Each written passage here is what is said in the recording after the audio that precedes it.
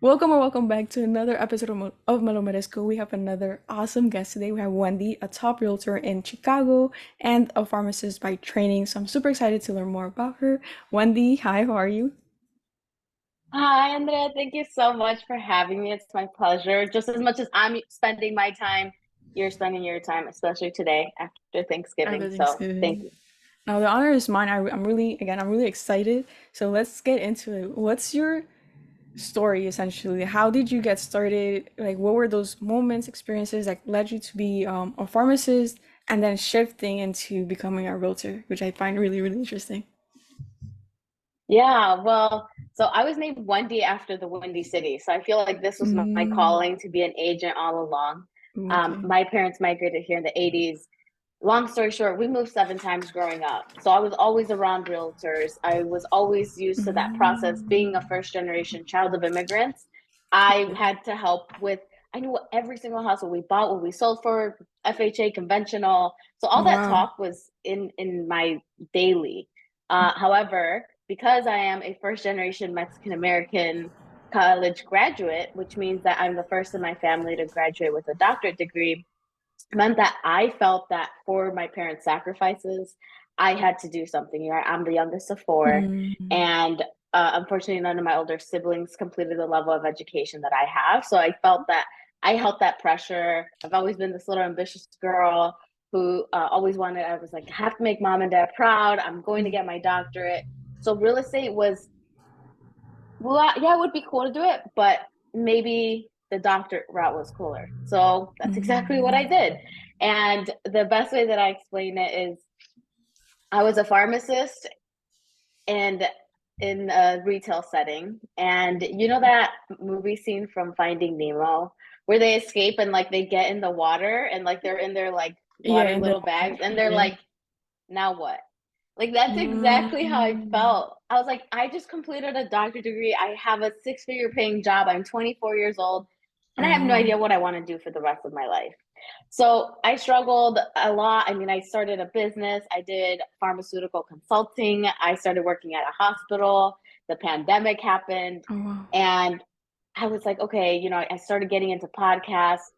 I started listening to this podcast about real estate investing. So Mm, then I ended up getting into like under contract on my first triplex, which was an investment oh property wow. while I was a pharmacist. My realtor at the time, who's amazing, was just like, Wendy, you'd be really good at this. I think you should just get your license. Here's a website, go and do it. And Oh it's wow. exactly what I did. I ended up quitting my pharmacist job full time and I joined his team. And then August of last year, I transitioned to at properties, which is where I'm at now.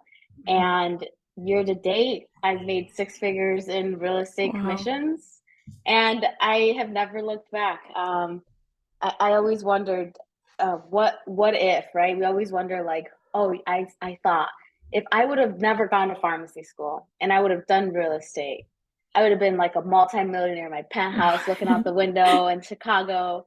And I listen to Gary Vee a lot, and one of the things that he says is that we think that the what if alternative would have been the better option, but what if I was, let's say, in my $1 million penthouse looking out the window because I would have done real estate?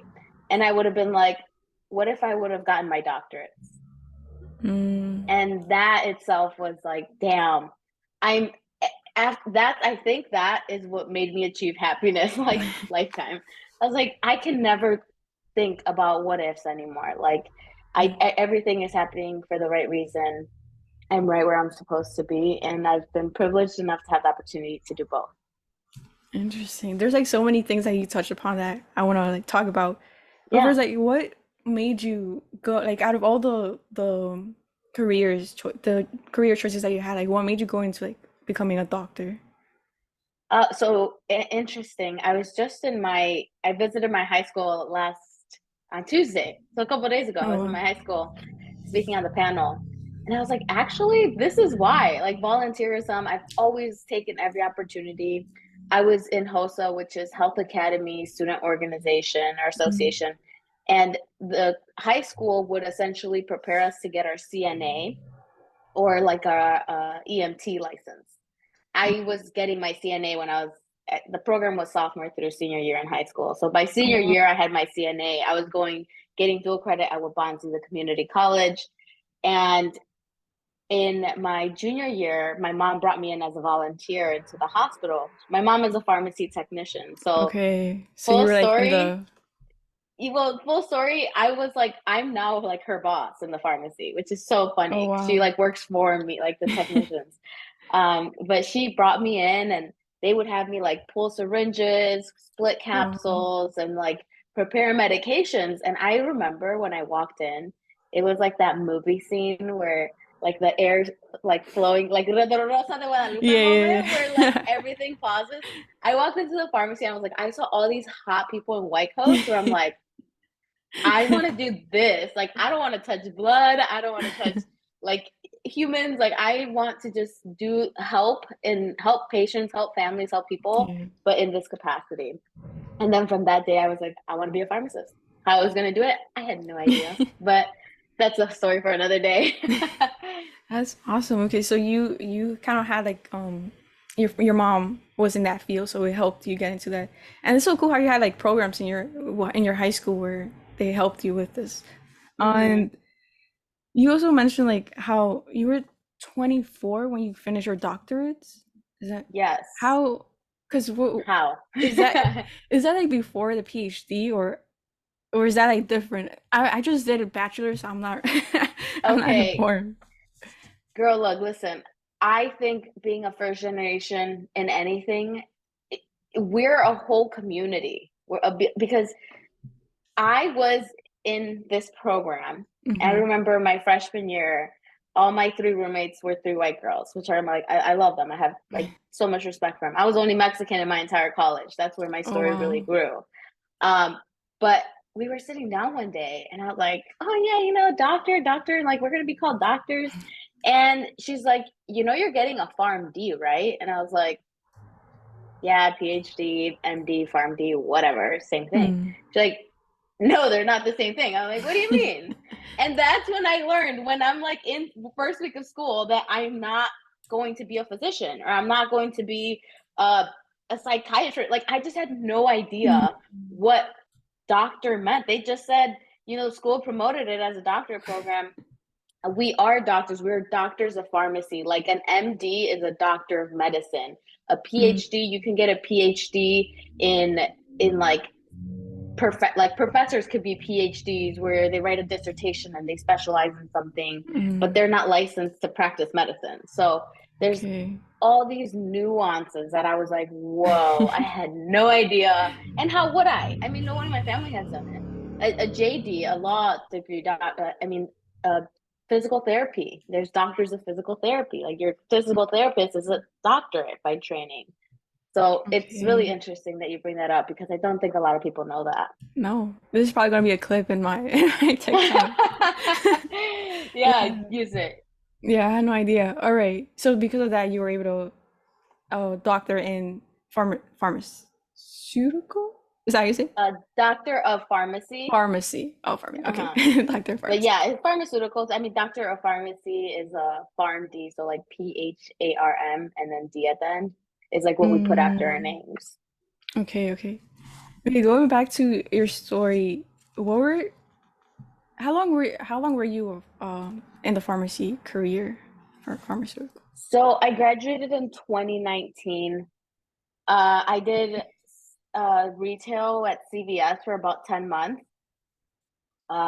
Then a client or a patient Hmm. was the one that approached me and he's like, whoa, you're too good to be doing this. Like, there's these opportunities. He, took me under his wing. He was 20 years older than me, Oh showed me how to wow. start my own business. Uh, so then I created ARC Consulting Partners and I was Mm. subcontracted for his company to work for a startup that was Fairy Mm. Tech. And girl, I'm telling you, I speak these things, and I was like, if you would, I mean, I'm at 24 years old. I have no idea what's happening. I have no idea what's going on. But for me, I just always have known that it's like I'm a high risk tolerance gal. Mm. Like I will go into shit blindly, and I will take that risk because big high risk, high reward. And Okay. I trusted him. We worked together. I mean, I was again walking into rooms where I'm the director of pharmaceutical operations and everyone's twice my age. Oh, damn. But then the pandemic happened. So unfortunately, a lot of our job was to go into physician practices. Mm, Um, and it was difficult. So I did that also for about 10 months. When I started that, the hospital where my mom works at, long story short, my mom is a technician there, but she started as a housekeeper there. I was actually born in that hospital where oh, she shit. works at today. Oh, Yeah, so wow. it's like everyone there knows my mom. Everyone, I mean, now people are starting to recognize like, oh, you're Wendy's like mom, and like it's like so funny. But um, the hospital, I would because I was a volunteer there. In order to work in a hospital, you need to do more schooling. So it's like a residency, which is PGY1, PGY2, which means postgraduate year one, postgraduate year Me two. So too. you specialize in like, I mean, we're touching patients that are in the hospital that are critical care, car accidents. I mean, Oh, wow. pediatrics, you name it. We know the drugs for that. So they brought me on every other weekend. So I started working every other weekend. And then while I was doing the consulting gig and the hospital every other weekend, Oh, damn. then towards the end of the year was when COVID was like everything's kind of shut down. They offered me a full time position as a clinical pharmacist at the hospital, and it's Northwestern medicine. So at that point, I was like, "Hey, look, I have to take this opportunity because I don't need a residency to do it, and they're offering me this." Mm. And yeah, so I took that, and then along that road, I left the consulting partner and then I did pharmacy, clinical pharmacy for about 10 months. As you can tell, 10 months is like my cutoff. Yeah, But I've 10, been 10. doing real estate for longer than 10 months. So I think we're going somewhere here. You committed to and that one. yeah, no, for sure. And July of last year, I decided that I didn't want to be a pharmacist anymore. I was already doing real estate. I loved real estate. It just felt like full circle for me. And I quit full time. And I stayed PRN. PRN means as needed.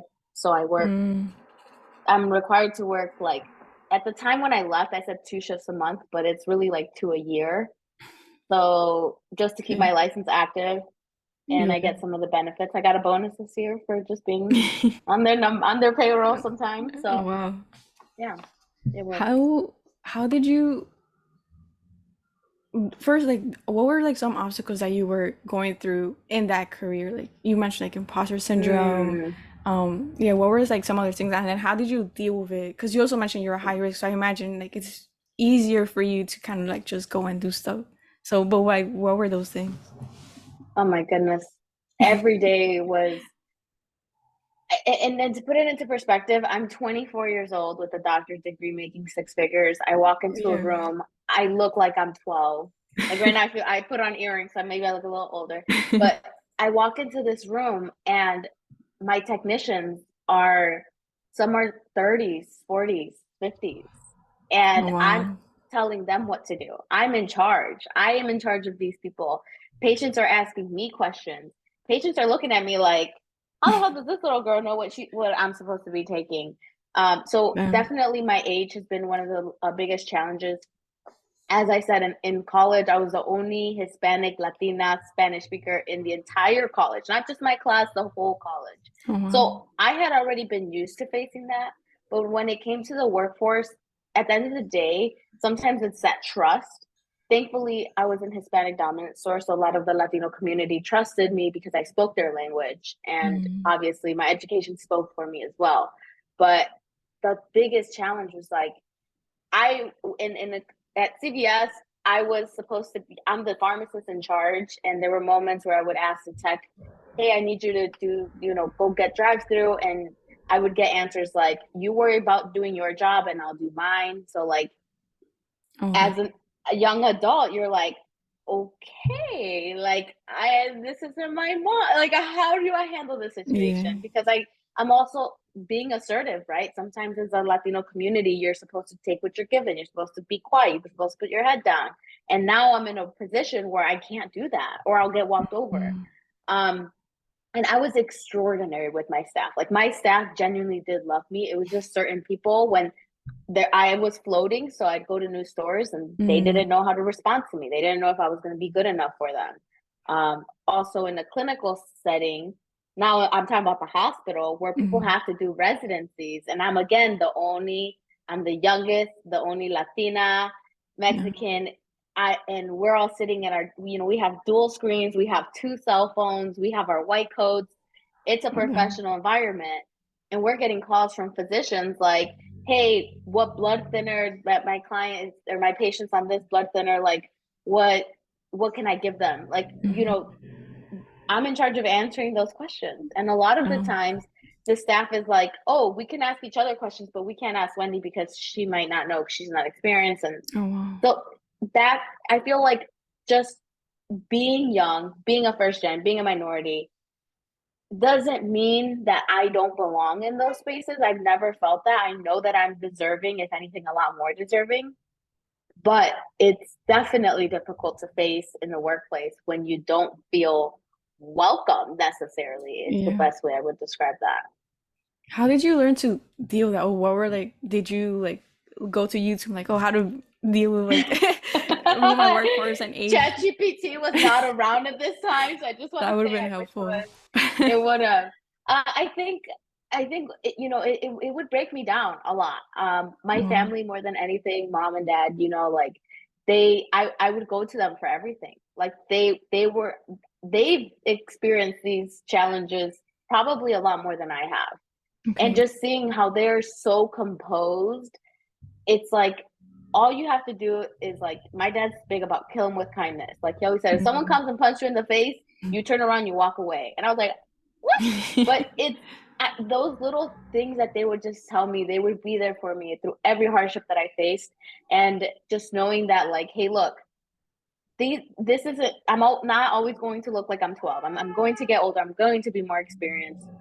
And then Yeah. being able to call things out and speak on how I feel, or just having confidence. It Yeah. really challenged me to build my confidence. And that's why now some people think it's a chip on my shoulder. I know it's my confidence, and I know that I've worked to have that today. Mm. So that would be like one of the main things. If people who are also like young and then but also have that experience, confidence, I think would be like the one of the main. Would that be like a skill to have or? Yeah. Oh, a confidence will take you everywhere. I tell you, I was like, ask for forgiveness before you ask for permission. Like I've learned that the hard way. And at the same time, like I've been underestimated my whole life. That this isn't a shock to me. And Okay. I don't expect any more. Like I don't walk into a room and expect like instant respect from people. If anything, I love being in a room where no one knows me, no one knows what I'm doing. Some people come talk to me and then they're like, "Oh, you're a pharmacist." Like now they're like, and it's, to me that's the reaction I live for. Is just being so underestimated. Then when people know what I'm doing and who I am, what I drive, where I live, how I do life, is Mm-hmm. like that speaks for itself. At the end of the day, your work, your accomplishments, there's no one in the pharmacy that has ever spoken bad about me. My mom is there and she was like, I hear them talk bad about so and so, and like you're Oh never yeah. in their mouth because I'm there and I do the work. And I think at the end of the day, being confident in yourself, knowing that you are deserving, putting imposter syndrome, throwing that shit away. Not, I never believe in the imposter syndrome. If anything, I've probably done the opposite. I think I'm always way too qualified for things. Um, but yeah, just faking it till you make it. Like that's also huge. Mm. The confidence will get you anywhere, honestly. Yeah. You mentioned expectations. I remember seeing one of your videos and Mm-hmm. I think it was the one that you have pinned. So it's like you talking to your 15-year-old self. And Mm-hmm. that had to do a lot with expectations, like what you expected to like your life was gonna evolve to. And then we also have expectations with like family, society, ourselves. How have you dealt with expectations or lessons that you learned with that? If that makes sense. Especially being like first gen, I feel like you also mentioned there's so much pressure. So how have you dealt with Yeah. it? I think that expectations, I said this other day and I was like, I will always take the risk on myself because I know that I will never let myself down. No matter what it is, if there's something that needs to be done, Wendy trusts Wendy more than anyone else in the world to get it done. And as long as I can expect that out of myself, like I can't rely on anyone else, which is difficult because I'm hyper independent. I find it difficult to delegate tasks, which is like things now that I'm practicing and learning. But even as a young woman, young girl, my dad tells like all my girlfriends, like Wendy was always this girl talking to strangers. Like we couldn't get her to shut up, and thankfully her mouth has gotten her somewhere. The other thing is just also seeing my parents, specifically my dad. I mean, my mom is a chingona 1,000%. That woman moves mountains and she's 4'11". So seeing her doing Mhm. like seeing my dad be so confidently himself and always knowing that like, hey, like it everything that happens is because I made it happen or I'm going to Mhm. make it happen. Um, Seeing him lose his job and still pull the family together, lose a home, still pull it together, like they have faced so much adversity, and I think they've set such an example for me to that they've set the expectations really really high, and for me it's like if I've seen them accomplish the impossible, that has made me believe that any expectation, anything is attainable because of them. Oh yeah, that's beautiful. And I think at least from my experience too, it's like the like seeing what our parents are doing and the sacrifices that they've done. It's definitely it makes at least it makes me want to do better too. And then like I Yeah. remember the video that you also have pinned in your TikTok where your parents' reaction to your apartment. You know that when I think that's when I met you, like Uh-huh. about you, and that literally like brought a tear into my eye because like for me I want to have that experience too. Like I feel like right now I'm not where I want to be. So Yeah. when I am and just like seeing or showing my parents like what I've done, and one of the reasons is for them so that they could Yeah. like enjoy life like that. Just thinking about it, and then your video was like, oh my god, it's so emotional. uh, I'm crazy. It's the crazy. How is that? Can you like talk a bit about that video? Like how was that experience? Like maybe even like before yeah. you shooted the video, like after, like how was that? I cried making that video and I could still cry just looking at it. I think the biggest challenge that I faced there that I never spoke about was guilt. I know I made a video about it once. Um, I remember waking up, walking outside, and it makes me want to cry because I just, the view of the city, the Chicago, and just being like, damn, I know that my parents never had this opportunity. Like with my mom, they're both immigrants. But my mom, I'm sure when she imagined her life in the USA in Chicago, this is what she wanted. And she doesn't Mm. have this. And it was just this overwhelming guilt of like, how am I able to have this opportunity? And I'm only able to have this because of their sacrifices. But I think over time, what I've learned from that, because one time I was like, you know what, mom and dad, I had them stay over. I invited my mom's best friend. Mm. We're having wine at my place. And it was just like, I mean, everyone's crying. We're all just enjoying this moment. The next day, like my mom's like, wow, I've never slept so good. My mom had sleeping problems. Like, I've never slept so good. And my dad's just like, I really don't care about this lifestyle. Like, I don't want to be in a high rise. I could be back on the ground. And also, like my mom, like the noises. I recognize that I'm. I switched from a guilty mindset perspective to like blessed, thankful, abundance. Mm. A book called The Secret that I read that I think every first generation should Yeah. audio listen to because it'll change your life because it's a lot of things that we've been grown up to believe that we're really messed up here in our mindset. But overall, I think my I we as first gens put our parents, we achieve and have these experiences that we're like, wow, they didn't have this. But at the same time, I'm like, right now my dad's 60 some 62, 63, my mom's in her 50s, and I'm like, if they would retire right now, what are they going to do? Mm. Like My dad just told me yesterday, he's like, no, tengo muchos días de vacaciones. Like, I'm off for a whole weekend. I don't know what to do. Then I'm like, they have been their normal is working and Or hustling really freaking hard. yeah. And they don't even want to stop. Like we want them to stop. We want to give them the fruits of their labor. And Mm-hmm. the ways that I do it now is like I renovated my mom's bathroom. I bought my dad a John Deere driver truck so that he doesn't have to push the lawnmower. So it's like doing little things to make their life easier, but knowing that they don't necessarily want the life that Wendy has today. Yeah. They don't want this. And for example, that video, I know how incredibly proud they were. I mean, the time my dad drove my Tesla for the first time was like he's just like, "Ay, esta chingadera no me gusta." Like my mom to this day won't drive my car. She's like, it's gonna drive itself. So it's like these little things that I'm like, why am I working to have these and do these things for them when they don't even want those things? Mm-hmm. So definitely, I think we put a lot of pressure on ourselves as we should, and I don't think it's wrong to do so. But um, any of those moments now for me, it's gratitude, it's sharing it. For example, Invicto reached out and was like, "Hey, we want to treat you and a friend to dinner, like, and you make it like in exchange for a video." And I was like, It's a taco place. I'm taking my mom Mm-hmm. and my dad, and I'll film it and I'll share that." And I remember my dad was like crying. He's just like they were so shocked someone was gonna pay for our dinner, and like they're like, "Mira lo que trabajamos tanto para tener," and like you now we're so happy that you get to enjoy this. And I'm like, I Mm-hmm. get to enjoy this with you guys though. Like that's what I'm happy for. So it's Yeah. like a mutually like back and forth that we're both just really thankful and appreciative.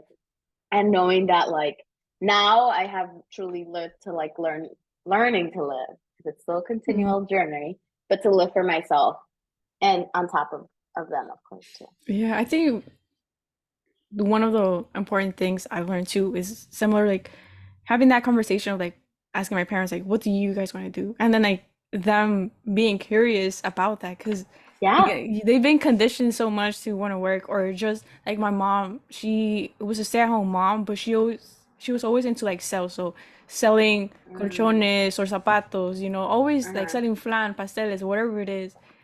And but they always did it for us, like for us to have a better future. Like they never thought about themselves. And I think that's one of the things they Yes. have to like learn Yes. to undo and like start focusing on themselves. Like even like right now with my aunts too. I've like there's like so much going on, but it's like it's crazy. Like if they only knew what they want and like ask themselves these questions, like their lives could start changing for the better, like in the sense of like having a more purposeful life instead of just Yeah. working, which is yeah, it's an interesting conversation to have with your parents too. Like just like, oh, like wow, Mike, like what do you guys want to do? Like my mom wants to travel and it's like she can, but like we went to Texas last year too, so Uh-huh. she was able to get to a plane for the first time, and it's like I was able to do that with her, so it's pretty nice. Oh, Yeah, yeah. Yeah. yeah. But That's a going really good point though that you make really quick. I just want to point yeah, out, and I think that's something that everyone should be encouraged is like sitting down at the table and truly asking your parents, like, what do you guys want? Like what yeah. if you didn't have to work, if you didn't have to be like or even now working, like what do you want to do? Like I just told my Hmm. parents that yesterday and I was like, have you ever been to a Bulls game? And my mom's like, no. And I was like, all right, it's done. We're going to a Bulls game. Like, Yeah. you want to go? Like that, let's do it. It's just having those like experiences with them. Yeah, I was gonna say something and but I forgot. And going back like to you, there's like another one you mentioned a video in one of your videos how you're like healing your generational patterns and then traumas. But then you also mentioned like, but it's also like lonely, or feels lonely, Mm, something like that. Like, how can you mhm. talk a bit about that, and like comment more about that video? Yeah. Well, I think, well, first of all, when I graduated, 6% of Latinos held doctorate degrees. So if you spread 6%. 6% across the world, It's not. we're 6%. I'm not seeing 6%. We're scattered. So I think Hmm. when I mentioned that it is lonely, it's like I walk out, I meet people. For example, this morning, woke up, went to Pilates. I go to EBC. The membership's $235 a month, and it's 500 initiation fee. Everyone in there does not look like me. Yeah. Okay. Being in spaces that people don't look like me is something that like now I can't go in there and be like, "Oh, how was Thanksgiving?" Be like, "Oh, well, actually, my mom's family always makes fajitas, and I'm pissed because I just want some damn turkey and some mashed potatoes." Like, but all of them, I already know what they all ate because they all probably ate those traditional American foods. Mm, So I think those moments where it's like I'm lonely in the sense of like I always say because I'm accomplished, because I'm successful, because I'm young, because I'm the only person of color, like that is almost part of my identity mm, that I'm not saying I'm treated different. Like people are, if anything, they're curious. They're like, what are you doing here? What's going on with you? What's your thing? And it's just even waking up, like there's just a lot of Latinos that don't have the resources. I'm not saying that it truly falls on us. I mean, I grew up, and as you see, like I grew up on reduced lunches. We grew up. My parents lost their home in a short sale. We grew up having to rent. And don't get me wrong, my mom always. We were house poor. We lived yeah. great because they could barely afford it, paycheck to paycheck. But being in that environment helped me. Like it wasn't until I left to college that I didn't know that the whole world wasn't Latino. And I'm Mm, from Aurora, so west suburbs of Chicago, and I call it mini Mexico. Like you go to McDonald's, you can order in Spanish or in English. You go oh wow. anywhere, everyone's bilingual. Like it's just like a thing that. So having gone to pharmacy school where I was only Latina, I was like, whoa, like y'all don't speak Spanish here, like Oh damn. confused. And in the city, I think coming to Chicago, that is one thing I appreciate is that there are more of us, but also to the level and degree of like doctorate, constantly pushing themselves to the limit. Like I'm still not where I'm at. Like I'm still here going to Pilates. I'm doing HIIT classes. I'm doing yoga. I'm doing things that is not common in my community. I'm Mm, living in a neighborhood where the people in my building are not people of my community. And it's like, yes, I can go to those communities, but it's like, this is what, if I want to keep growing, I have to keep putting myself in these yeah. spaces that are uncomfortable. Yeah, that's so true. And I think I remember one of your videos where you went into a real estate, I want to say like conference, but there Mm-hmm. was mostly like white individuals, and like you were like, Mm-hmm. and I found it interesting how you worded it because you did you. I think it was like it's not imposter syndrome. It was que like si se puede or something like that. Yeah, yeah, And like I'm I like made that's an it. interesting. I was like that's an interesting way to word it and like nice a different. It's a different mindset compared Yes. to like the victim mentality. So yeah, I found that super interesting. What were before we get into like finances because we're running out of time, but what were like some of the resources that you used or helped you like with generational breaking generational patterns, like starting having those conversations, like dealing with trauma, all of that. Like what were you doing? Like books, podcasts, conversation with family. Yeah. Well, one, I don't read. Hate reading. I do Oh no. audibles, I do Okay. podcasts. And even in college I was the same. I do think that like financially, my parents grew up living paycheck to paycheck. Like I couldn't I that's all I know. So like breaking out Yeah. of that and like having savings. I remember the first time living in my parents' basement after I graduated, and I'm like I have like 25, 30,000 in my bank account. And I'm like, this is I don't know how I did this. Like I just stopped spending money on dumb shit. I stopped going to concerts. I stopped buying the when I first graduated, I got myself the Gucci bag, got Oh myself a wow. Burberry scarf, I got the Louboutins. And I'm like, I still have those things. Do I want more of them? Not right now. Like that doesn't it's not an investment changing into an investment mindset and meeting people and growing and thinking about how can I save money instead of spending it. That has truly just been like all personally me just listening to those podcasts and being around more people that think in that way. Okay. Also seeing it in first person, like I have met some of the craziest, wealthiest people. And I will tell you, they look like regular Joe Schmo. They're not driving like my old team lead. I love him so much. He is like a multimillionaire. He Oh drives wow. a green Toyota Camry. He wears the same clothes. Like this guy, you will never think that he has the money that he has. And and that goes Mm, across the board with a lot of people that are wealthy, is yeah. like those things don't matter. So I think attaching monetary value to materialistic things is a huge mindset shift where it's Mhm. like, I don't care if I got this at Kohl's, I don't care if I got this wherever, like it, like how's my bank account? That's a priority. Okay. And then I guess we could move into finances. What were, what's your like first money memory? I mean, you've mentioned like your parents live paycheck to paycheck, but what were like Mhm. those like first like money memories that you had? And then how has your relationship with money evolved? And even though like you mentioned it a bit, but like maybe you could talk a bit more about it.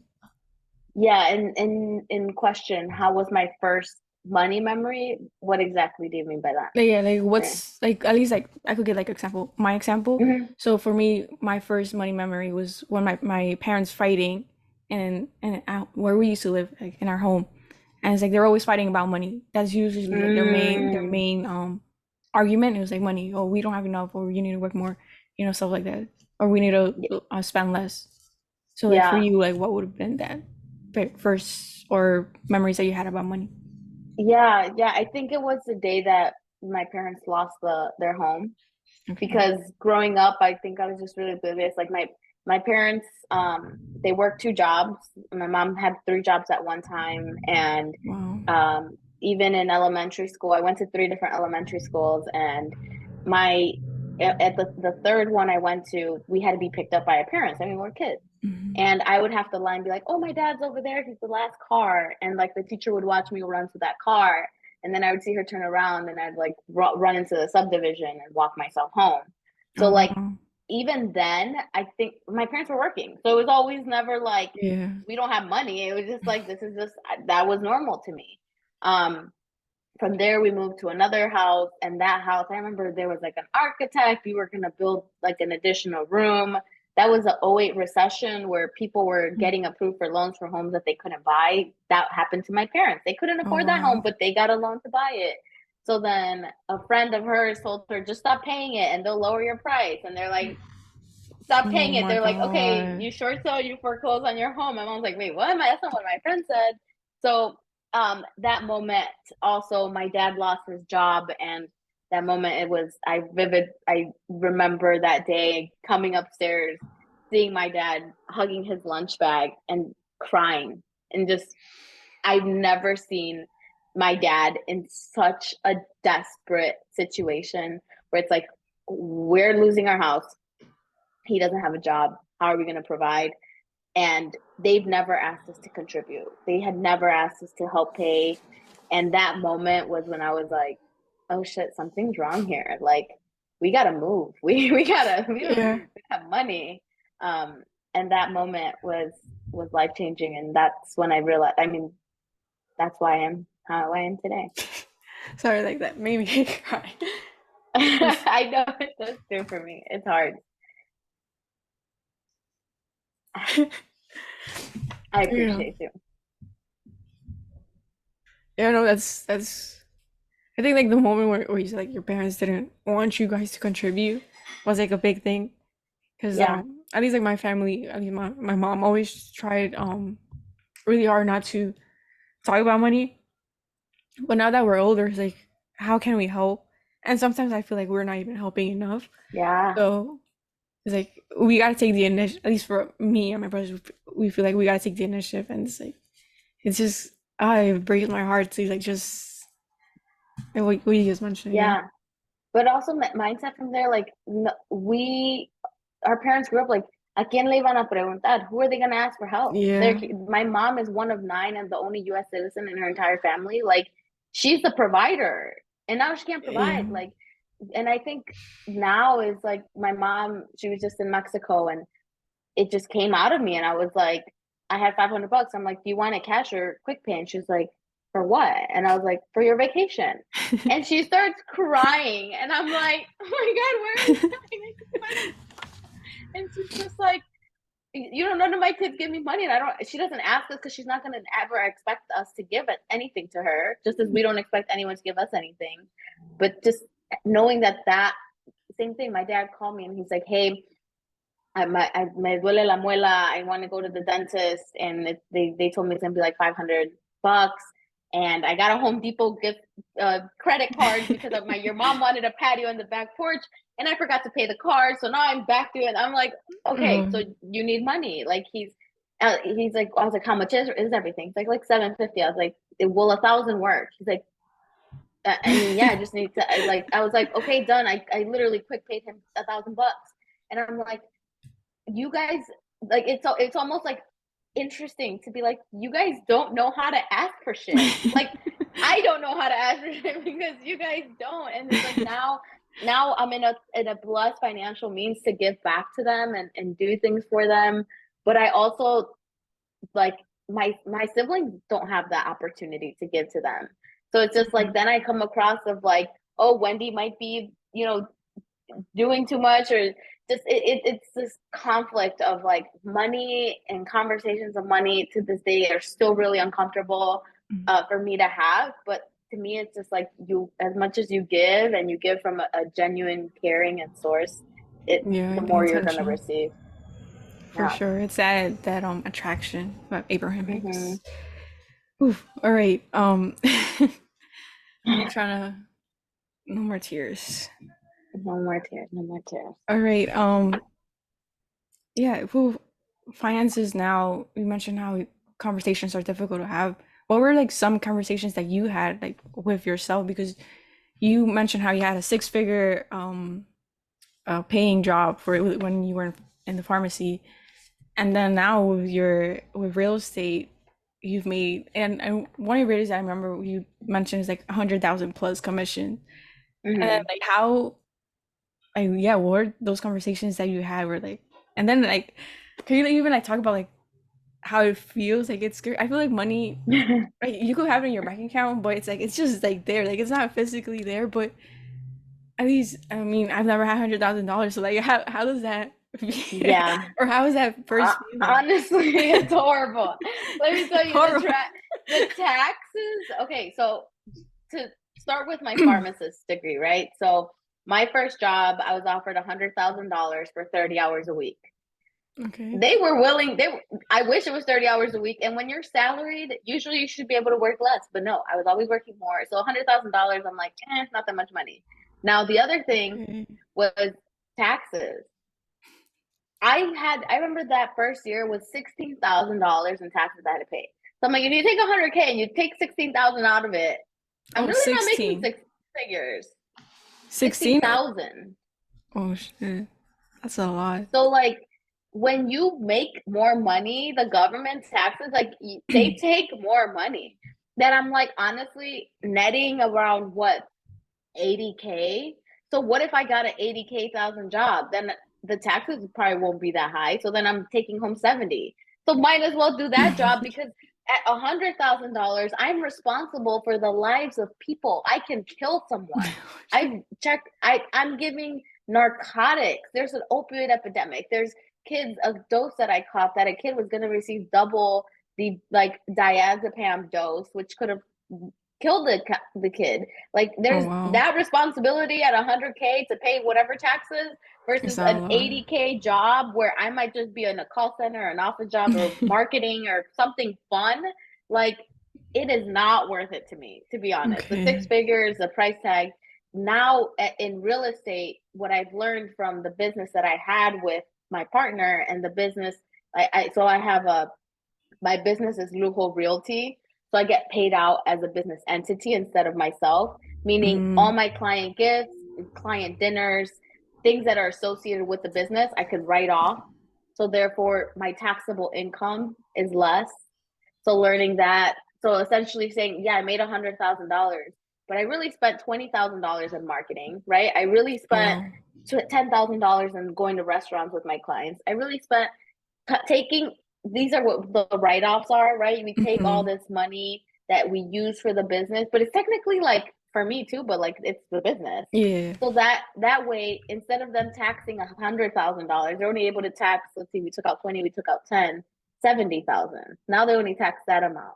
So it's like this whole money thing. I mean, it's still a constant learning cycle for me, having to learn how that all that is done. But they say $100,000 is the hardest to make. Then after that, it's easy It's yeah. because $100,000 in the big scheme of things, I and excuse my language, I'm like I could wipe my ass with $1,000, $100,000, like $100,000 in big picture. Right now, my rent, my car payment's 800 and something a month. My parking is 300 a month. My rent is 25 a month. I have utilities. Wow. I have internet. I have Wi-Fi. I mean, I have all these expenses. I still need to eat. I still need to go Yes, to, it I still need to do these things. So, yes, I'm making more money, but my expenses are also really high. is. So at the end Okay. of the day, like with the more money, more problems, like that is definitely a thing. Um, so I think it's being able to like the best advice is right. Live below your means. The more money you continue making, even now, like the next year, I know it's gonna be I sold 3.5 million in real estate this year. My goal next year is Wow. 10 million, and I hope to still live. I don't need anything more than my space Yeah. here. I'm comfortable here. As low as I can keep my rent, I will. And it's really learning to live below my means because, I mean, money fluctuates, taxes suck, um, and yeah, it seems so far fetched. I mean, together, my parents to this day they don't make 100K together. So like, Wow. but then I look at them and I'm like, y'all got a 2,500 square foot house with a big ass yard. You each have your own cars. You have everything. My mom's home is so gorgeous because she balls out on a dime. But I'm like, you guys are really richer, wealthier than I am. You guys own real estate. You guys do this and have this. So yeah, 100K, I will say it seems like a lot. I thought it was a lot. But unless you have your own business, the more you make doesn't necessarily help you Okay. Yeah, I versus think working for someone. yeah, I think I remember one of the girls I interviewed too. She also made 100K. I think it was like her first or second year, something like that. She was in marketing, Hmm. and I think she in total like profit she made taking out the expenses like taxes, also like expenses that Uh-huh. the business had to do. It was like a 30,000 $40,000 like profit like that she was able to keep. So yeah, I could like Yeah. definitely like see where you're coming from. But it's like at least for me and my Yeah. family, I don't think nobody in my family makes 100K a year. And then my cousin, which is the oldest one from like all of us, she has a good job, but it's not like 80 it's not 100K. So I've never met anybody Yeah. who has that type of lifestyle. So it's like interesting to like learn more about it. And I've heard about like taxes and all of that. And then like having your Roth IRA to like lower the stuff, and then like yeah, like Oh, there's girl, so many stuff. HSA, 401k matches.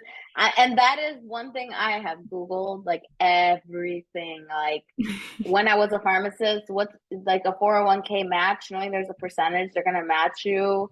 Some Yeah, matches are like 2%, 3.5%, 5%. Like all this is like constant learning and being the first to learn and the know. first one, yeah. So yeah, It's a lot of yeah. stuff to do.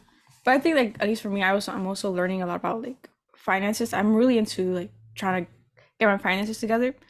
And but I've learned so much, and it's kind of cool to just like learn it and then be able to teach it to whoever wants to listen, like either my cousins, my Mm-hmm. parents. I try to have conversations with them more, especially my mom.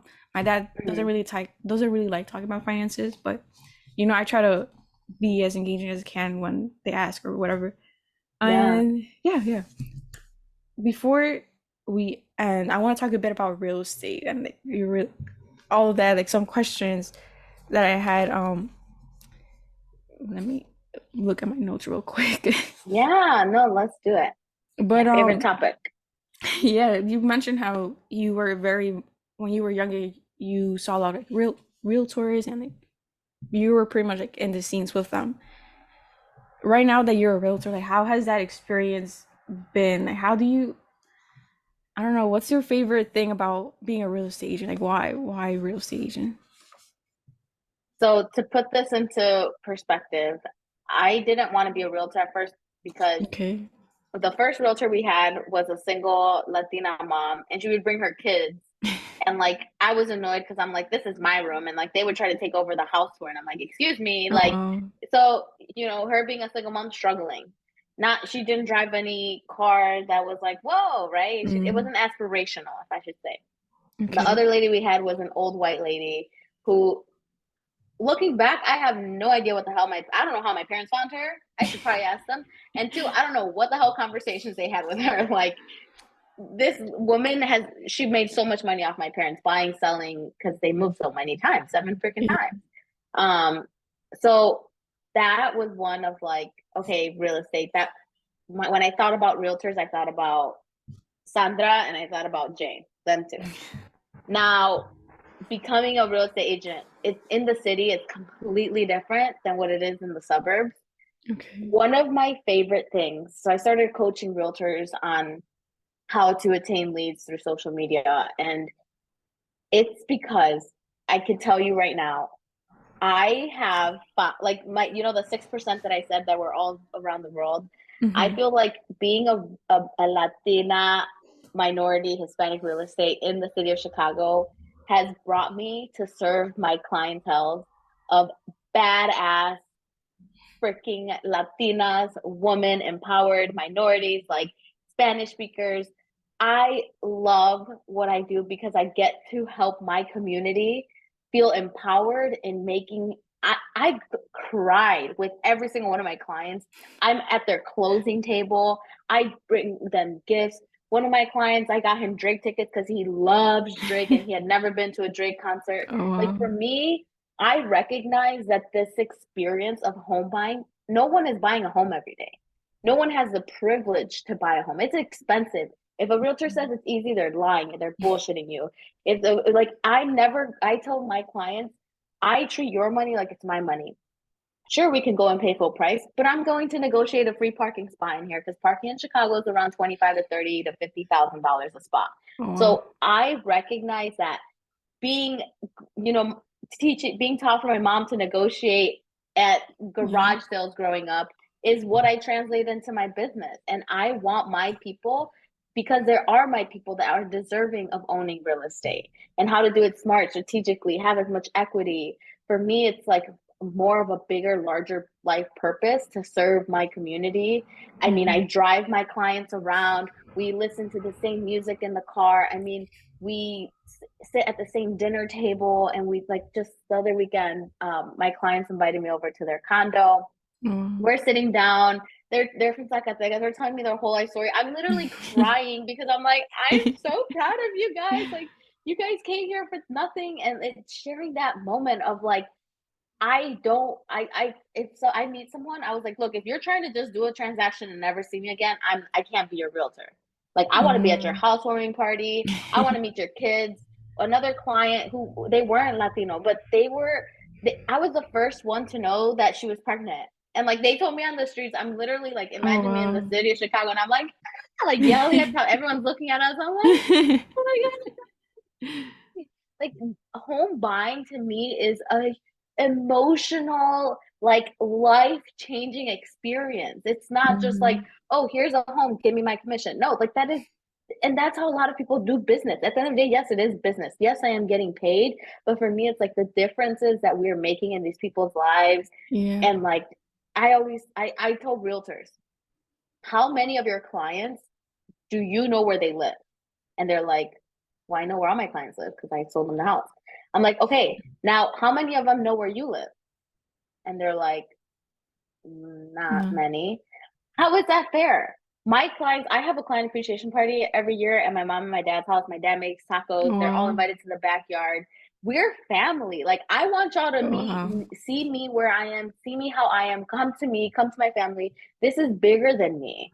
And I want, like, it's just, I think people sometimes, they can be completely honest, they're like, this might be a scam because Mm. Wendy's don't exist. Like, why is she being so Yeah. nice? Like, we're gonna pay her even if she doesn't have to do these things. Like, the Drake ticket guy, he was like, "Can I take you out to dinner? Like, please." I'm like, "No, I'm just like, I got paid. I use the money and I buy you a gift. Like, that's what we're supposed to do." And I don't know, being able to really work, like I said, one of my best friends in the whole wide world found me on TikTok, messaged me Mhm. on Instagram. She lives 2 blocks north from me now. Moved from Oh, Cali, first in her family to leave her community, and it's just like, wow. that experience itself, like I just saw my best friend through selling her, and this is a property number one of like I want to help her build a portfolio. We're gonna have pet houses in the future. I mean, there's just like, and she's same story, same background as me. So just so beautiful to be able to have this opportunity to work with the Latino community, have my clients feel understood, welcomed, and not just being served by someone who's there to get a paycheck. Yeah, no, that's beautiful. Thank you for sharing. I think that reminded me of a book I read. It's in Spanish, líder sin cargo. So it's like literally, you Mm, don't pretty much like expectations is at zero. Like you just do what you have to do and do more if you can. yeah, And then that could go like setting boundaries and stuff like that. But just like what you mentioned, like just doing out of like the intention behind it has to be a good one. And I look like from how you speak, it sounds like a very good intention too. That you don't want anything from it. It's like here you go. Like let me give you all this stuff that I have type of thing. yeah. But that's pretty beautiful.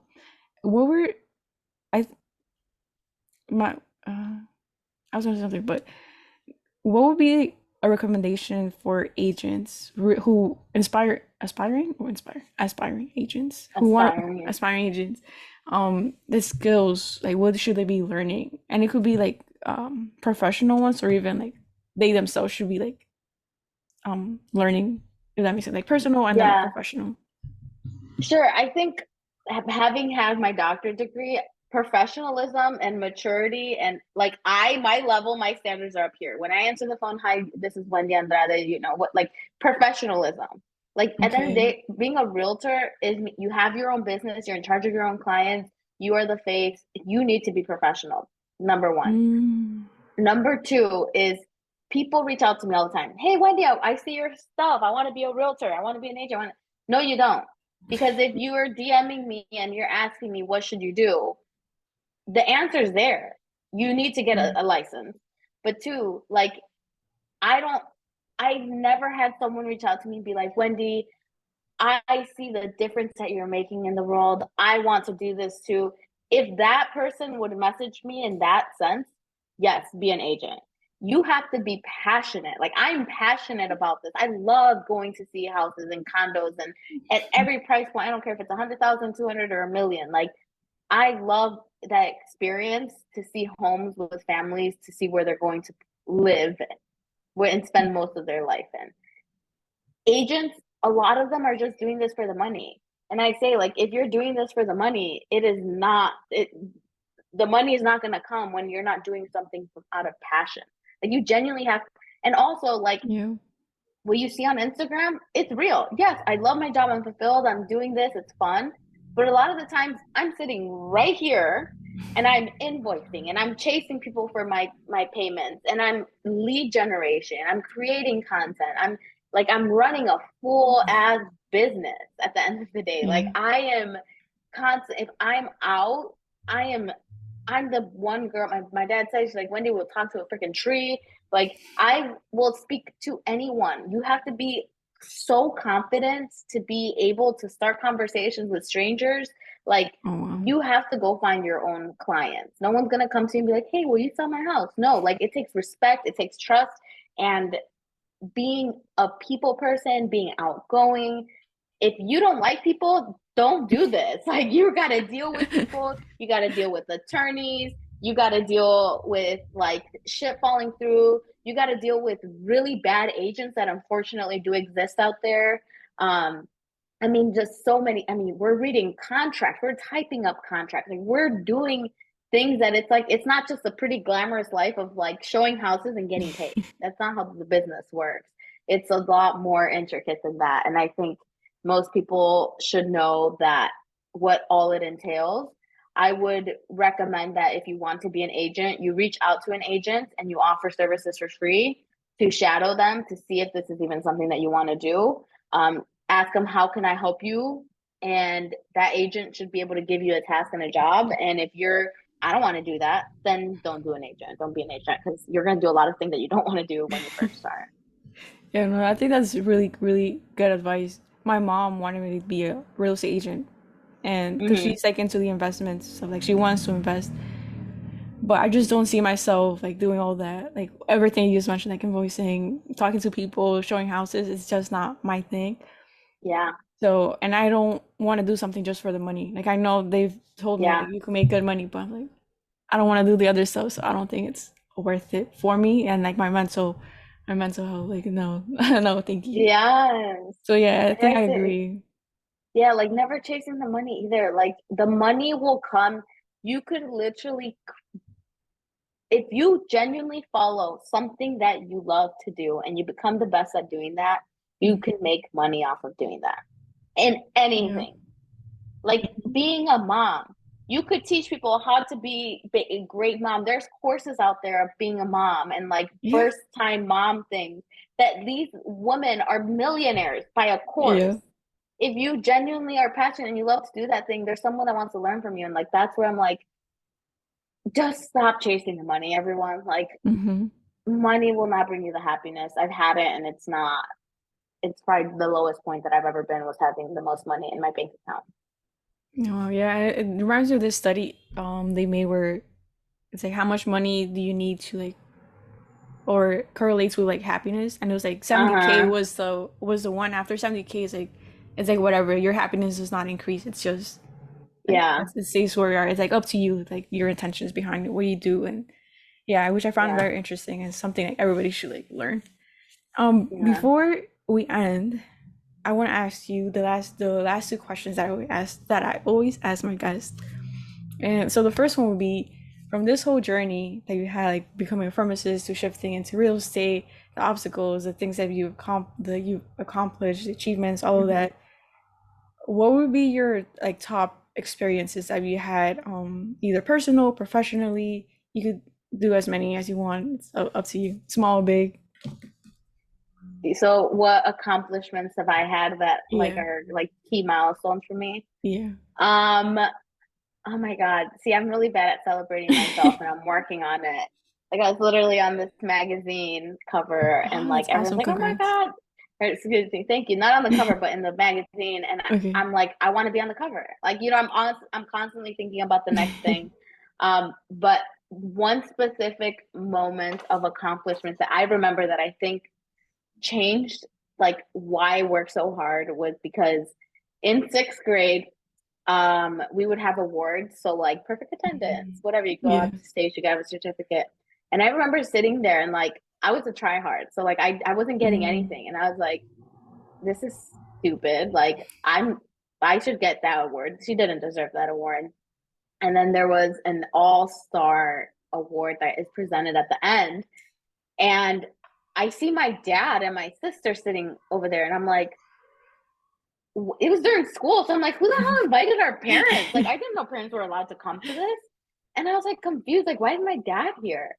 And then, like, I get honor roll, and then I get perfect attendance award, and then I get this, and then they're like, and now, like, the last final, like, award is the all star, like, sixth grade award for the best student in the whole, like, sixth grade class.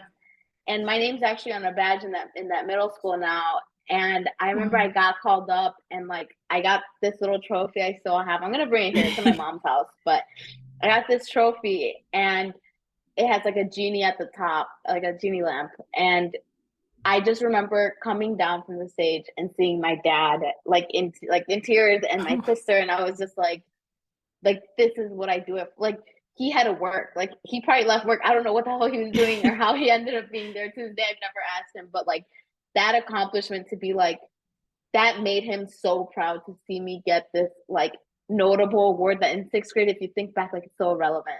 And like I find that moment more impactful than receiving my doctorate degree. But even then, I will say the next best accomplishment was at the Peabody Opera House in St. Louis when I did get my diploma.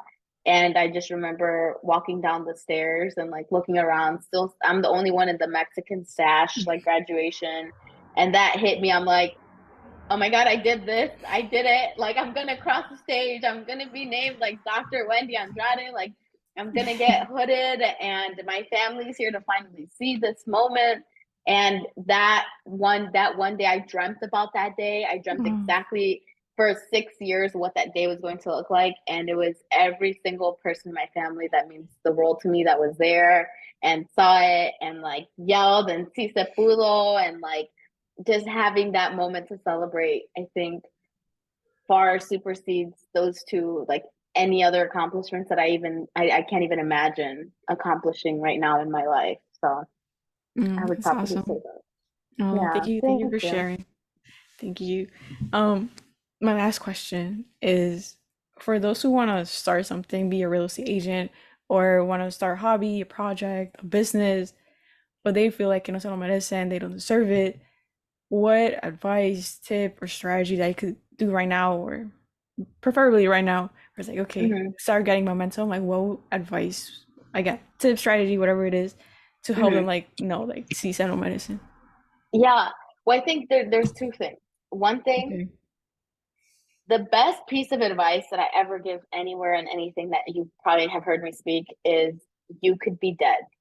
And I know it's so harsh, but it's like right now, every single person who has the ears to listen to this has a privilege of being alive. Like if we are dead, and I think that it's being when I'm in my worst health, when I get sick and I'm stuck in bed, is when I'm like, this sucks. And there's people with Mhm. cancer, there's people dying, there's people that literally will not live to see a tomorrow.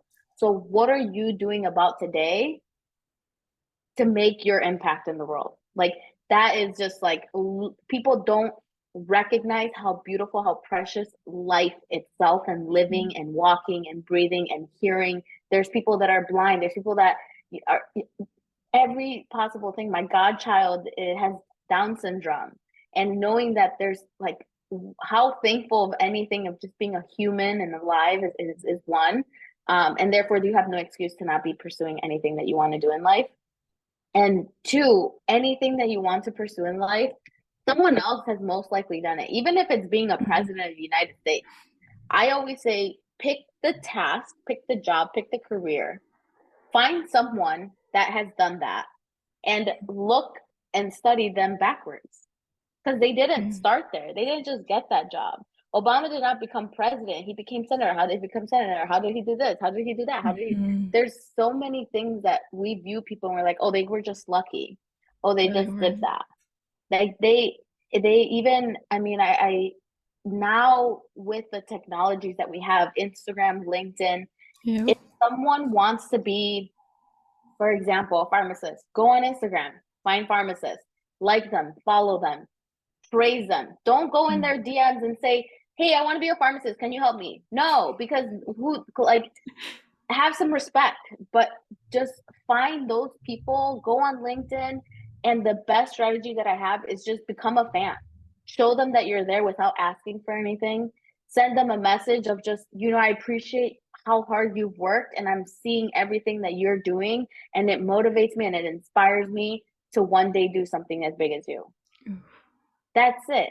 That's all you have to remind. Now they're gonna say their thank you. You follow them. They post something. You comment. You're a rock star. You're doing great. I love this. Love this. Next time the person comes and they message you, and it's like, hey, I was wondering if I can shadow you. Arms open. Mm. Come, I'll help you because you've proved to me and you've shown me that you have what it takes because you've consistently stayed in touch.